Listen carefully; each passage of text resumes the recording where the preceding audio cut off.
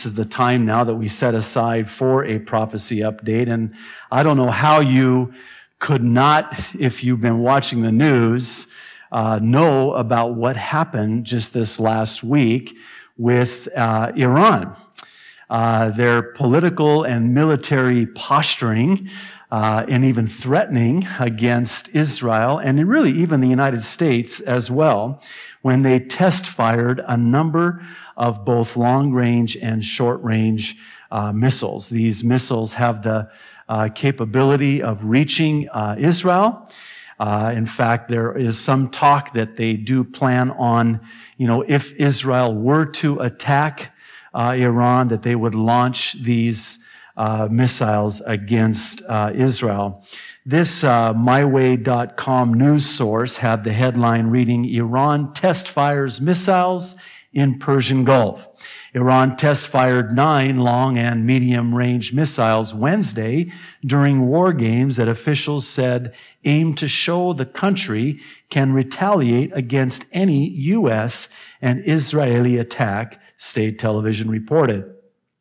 Wednesday's war games were being conducted at the mouth of the Strait of Hormuz, a strategic waterway through which about 40% of the world's oil passes. Yeah, have a nice week and fill up your tanks now. Iran has threatened to shut down traffic in the strait if attacked.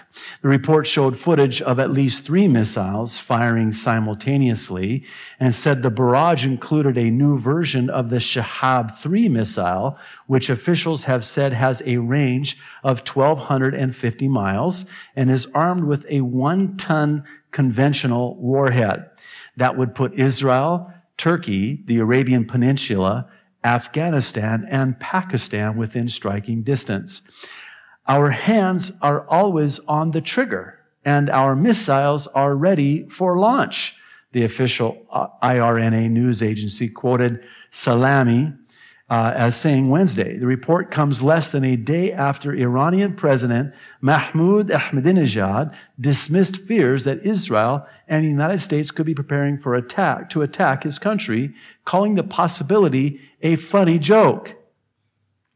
I assure you that there won't be any war in the future, Ahmadinejad told a news conference Tuesday during a visit to Malaysia for a summit of developing Muslim nations. Well, I can assure you on the authority's word that this is no joke.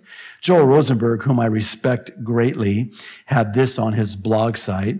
Tensions are growing, as are oil prices, after Iran tested more medium to long-range ballistic missiles overnight. Each of the missiles were capable of reaching Israel, all U.S. bases in the region, all of the major oil fields and facilities in the epicenter, and even cities in southern Europe. Each were also capable, experts believe, of carrying nuclear warheads. Particularly disturbing to me was this story out of Israel. The IAEA's latest report of Iranian nuclear capabilities noted several covert developments which should be cause for some concern. Developments of nuclear detonators, high-end experiments involving conventional explosives made to accelerate nuclear warheads, fission, and underground nuclear testing facilities.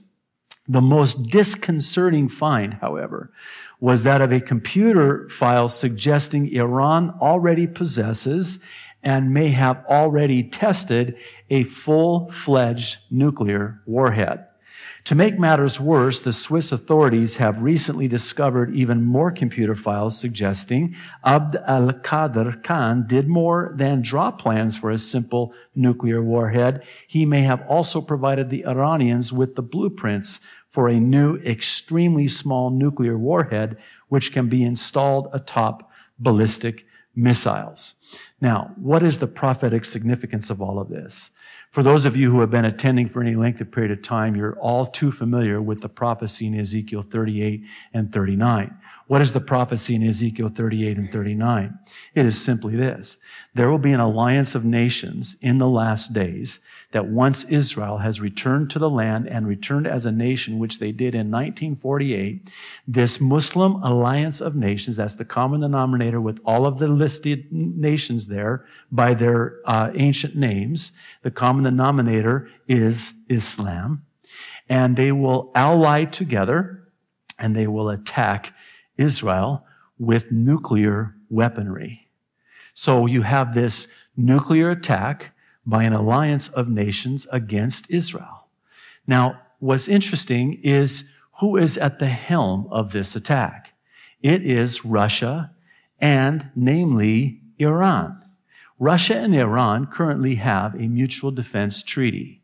And it is likely that Russia has already supplied Iran with nuclear capabilities. It is not, it should not come as any surprise when Ahmadinejad, the president of Iran, who has this apocalyptic eschatology, states very vehemently that his goal, his agenda, his life's mission is to usher in the Mahdi, the Muslim Messiah, and he envisions a world without Israel. And he believes that he has been called to wipe Israel off the map so that she is a nation no more. Well, this fulfills a host of prophecies. So Ezekiel 38 and 39 foretells a yet future event when Russia and Iran, with an alliance of Muslim nations, launch a nuclear attack against Israel. It most certainly looks like we could be witnessing the fulfillment of this prophecy taking place right before our very eyes, just as God said it would.